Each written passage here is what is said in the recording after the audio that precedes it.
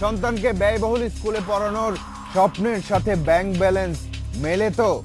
যদি না মেলে তবে তুলনামূলক ভালো স্কুলে পড়িয়েই সান্ত্বনা খুঁজতে হবে।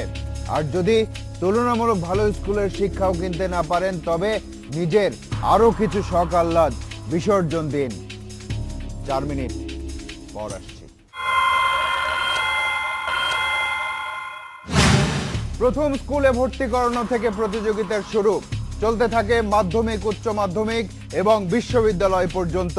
প্রতিযোগিতা করে সন্তান যদি সরকারি বিশ্ববিদ্যালয়ে ভর্তি হতে না পারে তবে আবারও টাকার হিসাব, যার যত টাকা সে তত দামি শিক্ষা কিনতে পারে। আর এই প্রতিযোগিতার চক্রে পড়ে মধ্যবিত্ত পিতামাতার জীবনের রঙও কখন যেন ফিকে হয়ে যায়। সন্তানকে ভালো মানের স্কুলে ভর্তি করতে গিয়ে কতটা বেগ পেতে হয় তা কেবল অভিভাবকরাই জানেন। একবার নাম করার পর সেই ভালো স্কুলগুলোতে খরচের হিসাব বাড়তেই থাকে।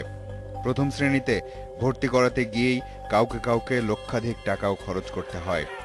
এই খরচের হিসাবে অতিষ্ঠ হয়ে কখনো কখনো আন্দোলনেও নামেন অভিভাবকরা।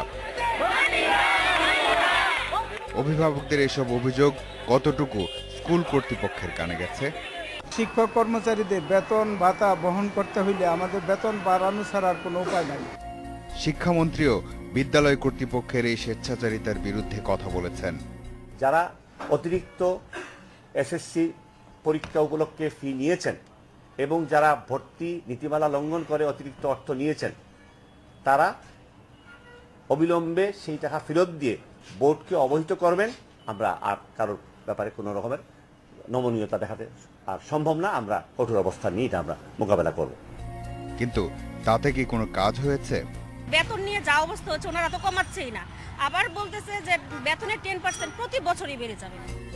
তার মানে সন্তানকে নিয়ে প্রতিযোগিতায় নামলে সেটার সুযোগ নিতেও কোনো কোনো পক্ষ ওত পেতে থাকে। ভিন্ন ধরনের এই অনুসন্ধানে নেমে একটা বিচিত্র অভিজ্ঞতা হলো তালাশ টিমের।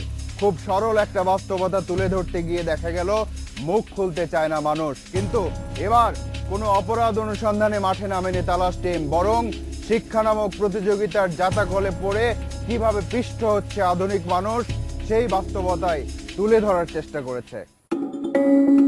আজাদ হোসেন খান ছেলের জন্য অপেক্ষা করছেন স্ত্রী সহ। ছেলে পরীক্ষার হলে, সন্তানকে লেখাপড়া করাতে গিয়ে কিছু তিক্ত অভিজ্ঞতা হয়েছে তার। আমি আমার স্কুলের কথাই বলি না, যেটা সত্য আমি বলবো, যেটা সত্য। আমার স্কুলে আমাকে বললো যে আপনি কোচিং করান। আমি বললাম দেখেন আমার কোচিং তো দরকার নাই, বাসায় তো আমার এই কোচিং টিচার আছে, তারপরও বাধ্যতামূলক সেখানে আমাকে টাকা দিতে ৬,০০০। না না তুমি রাখো। তারপরে এপ্রিল পর্যন্ত তারা আমার বেতন নিচ্ছে, এটা তো ঠিক। তালাশের দর্শকরা শিক্ষা নামের এই পণ্য নিয়ে আরো কিছু অভিজ্ঞতার কথা জানিয়েছেন ফেসবুক পেজে।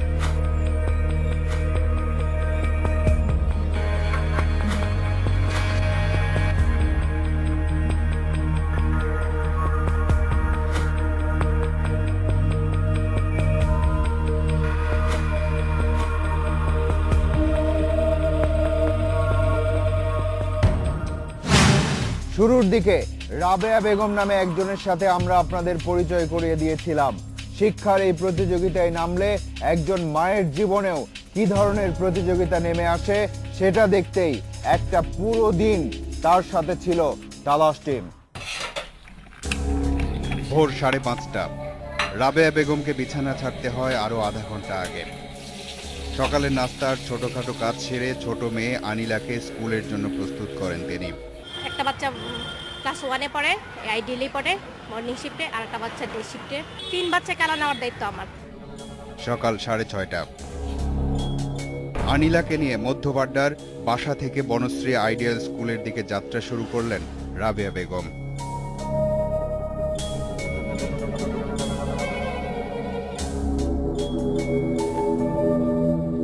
তিন বাচ্চারই বেতন দিতে হয় আমার।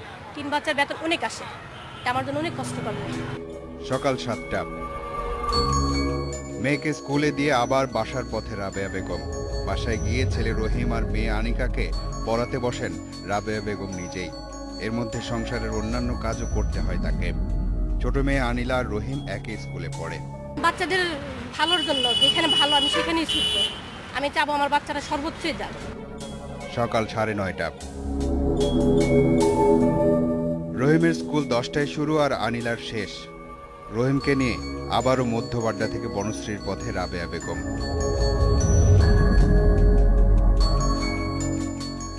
রহিমকে স্কুলে দিয়ে আনিলাকে নিয়ে বাসার দিকে যাচ্ছেন। সকাল 11:15। সন্তানকে বাসায় নিয়ে খাওয়া দাওয়া করিয়ে দুপুরের রান্না সহ অন্যান্য কাজ সারতে খুব বেশি হলে 45 মিনিট সময় পাবেন রাবেয়া বেগম। 2 বাচ্চার জন্য শিক্ষা ভাতা হিসেবে 300 টাকা আমি এতদিন পেয়ে আসছি। তো 300 টাকা তো আমার এক বাচ্চার বেতন হয় না। তাহলে লাইফস্টাইলটা কি হবে? আমার লাইফ স্টাইলটা যদি আমার বাচ্চারা সার্থক হয় তাহলে আমি নিজেকে সার্থক মনে করতে পারবো। সকাল 11:30। বড় মেয়ে আনিকাকে বাড়িধারায় ভিকারুন্নেসা স্কুলে নিয়ে যেতে হবে 12টার মধ্যে।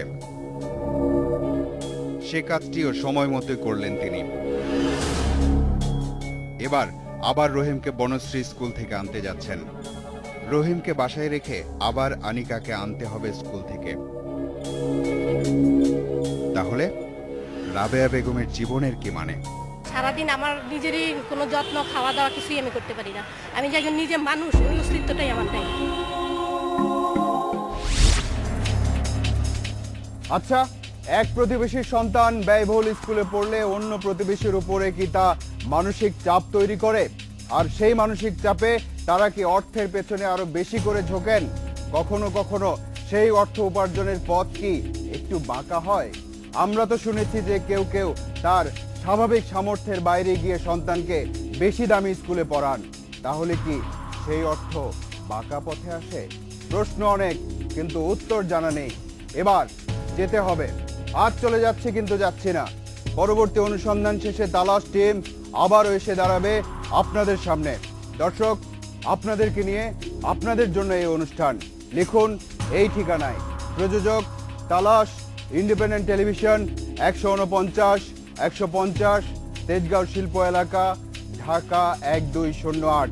ইমেইল করতে পারেন talash@independent24.tv এই ঠিকানায়। আপনার অনুসন্ধানী মনের দরজা জানালা খোলা রাখুন। কিছু বেরিয়ে এলে আমাদেরকে জানান। তালাশ টিম থাকবে আপনার সাথে।